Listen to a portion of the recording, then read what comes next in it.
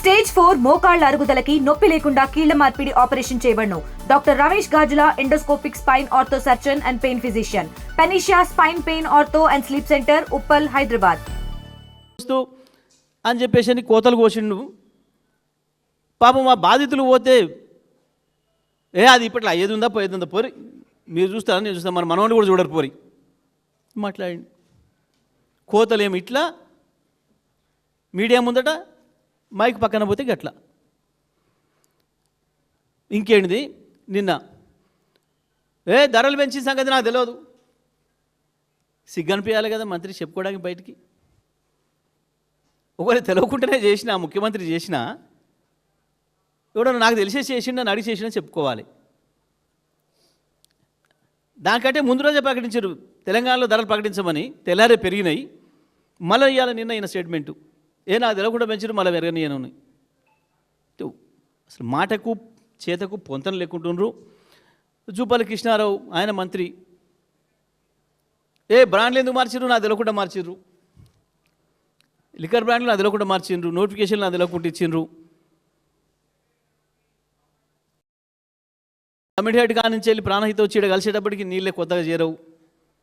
ఎక్కడెక్కడ వస్తాయో చెప్పుర్రి. అసలు అది ఎక్కడుందో తెలియదు మేడిగడ్డ, అయినా మాట్లాడేస్తారు. ఇక ఎమ్మెల్యేల సర్కోసులు ఫీట్లు ఇంకా గమ్మత్తుగా ఉంటాయి. రాజగోపాల్ రెడ్డి మొత్తం నిరుద్యోగులకు అన్యాయం జరుగుతుంది ప్రభుత్వంలో, ఇస్తానని ఉద్యోగాలు ఇయ్యలే, మోసం చేసినాం మన గవర్నమెంట్ అంటాడు.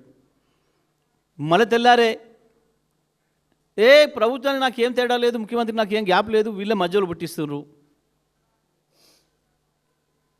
ఏందివి, ఏం స్టేట్మెంట్లు? జడ్చర్ల ఎమ్మెల్యే మొత్తం ఈ ప్రభుత్వంలో రియల్ ఎస్టేట్ దందా జరుగుతుంది, మంత్రులు ముఖ్యమంత్రులు 30% భూములు అడుగుతున్నారు. ఎవరైనా భూముల పంచాయతీ గురించి వెళ్ళిపోతే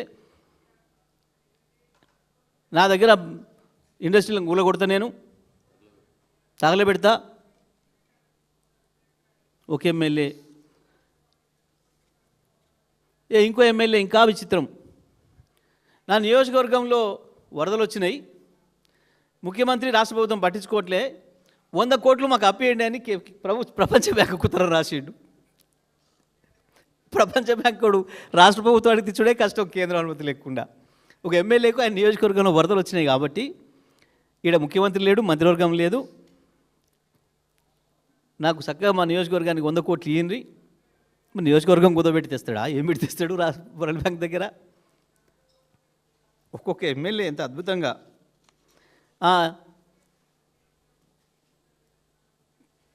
పాపం చెప్పదండి ఎమ్మెల్యే ఏంది, అసలు రిజర్వేషన్ ప్రక్రియ తప్పుంది, ఏకంగా చీఫ్ సెక్రటరీకి లెటర్ రాసిండు. ఇక మా జిల్లాలో ఎమ్మెల్యేలు అయితే పాపం సార్ వాళ్ళ పేర్లు ఏం తీసుకోలే కానీ మరి అంటే అసలు ఏం జరుగుతుంది ప్రభుత్వంలో? సరే వీళ్ళ సర్కస్ ఫీట్లు చూసి, వీళ్ళ అద్భుతమైన విన్యాసాలు, దాన్ని ఏమంటారు పిల్లలు నేర్పేది, చెనవలు చేస్తారు చూడు బాగా, జిమ్నాస్టిక్స్.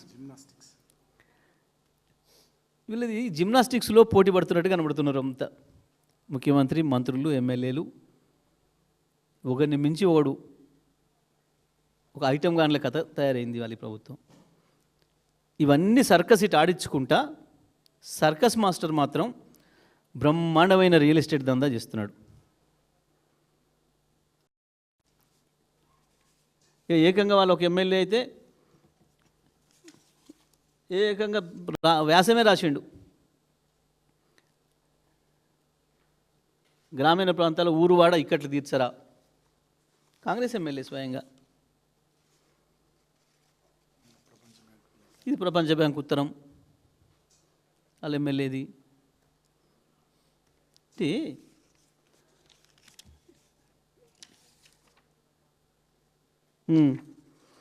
కంగ్రాచులేషన్స్ ఎల్ఎన్టీ, ఒకటే రోజు 12,000 కోట్ల రూపాయలు వాళ్ళ షేర్ వాల్యూ పెరిగింది. కేవలం ఎల్ఎన్టీ ఈ హైదరాబాద్ మెట్రో నుంచి బయటపడినామని చెప్పంగానే సూత్రప్రాయంగా మేము దీంట్లో నుంచి విరమించుకుంటున్నాం, రాష్ట్ర ప్రభుత్వం ఒప్పుకుంది, మాకు 2,000 కోట్లు ఇవ్వడానికి ఒప్పుకుంది, మాకు ఈ పీడ వదిలింది అని చెప్పి ఆయన పెట్టగానే దాంట్లో ఆ కంపెనీ షేర్ వాల్యూ 12,000 కోట్లు పెరిగింది. ఇది కానీ తెలంగాణ ప్రభుత్వానికి ఇంకొక 15,000 కోట్లు అప్పు జమ అయింది. తెలంగాణ ప్రజల నెత్తిన ఇంకో 15,000 కోట్లు అదనంగా పడింది. దాని ప్రతి నెల ఇంత మళ్ళీ నష్టాల్లో ఆర్టీసీ లాగా నష్టాలు నడుపుకోవాల్సిన దుస్థితి వచ్చింది. కానీ రేవంత్ రెడ్డి జేబు మాత్రం బ్రహ్మాండంగా నిండింది. ఇది పరిస్థితి. తెలంగాణ ప్రజలు రేపు ఏ ఓట్లు వచ్చినా మీ అభిప్రాయం ఈ ప్రభుత్వం మీద చెప్పడం అనేది ఓట్ల రూపంలో సాధ్యం. కాబట్టి ఒకవైపు సోషల్ మీడియాలో మిత్రులు కావచ్చు, ప్రజలు ఎవరికి వాళ్ళుగా కావచ్చు, బీఆర్ఎస్ పార్టీ కార్యకర్తలు కావచ్చు, పెద్ద ఎత్తున ఈ ప్రభుత్వ దుర్మార్గాల్ని ప్రచారం చేస్తున్నప్పటికీ ప్రజలుగా మీ చేతులకు అవకాశం వచ్చినప్పుడే ఈ ప్రభుత్వం పైన మీ అభిప్రాయం చెప్పే సందర్భం వచ్చినప్పుడే చెప్పాల్సిన అవసరం ఉంటుంది. అది ఏదైనా కావచ్చు, ఏ సందర్భమైనా కావచ్చు, ప్రజలు ఈ విషయాలన్నీ కూడా ఆలోచించాలని, ఈ ప్రభుత్వం చేస్తున్న దుర్మార్గమైన పరిపాలనను ఎండగట్టాలని చెప్పి ప్రజలందరూ కూడా విజ్ఞప్తి చేస్తా ఉన్నాం.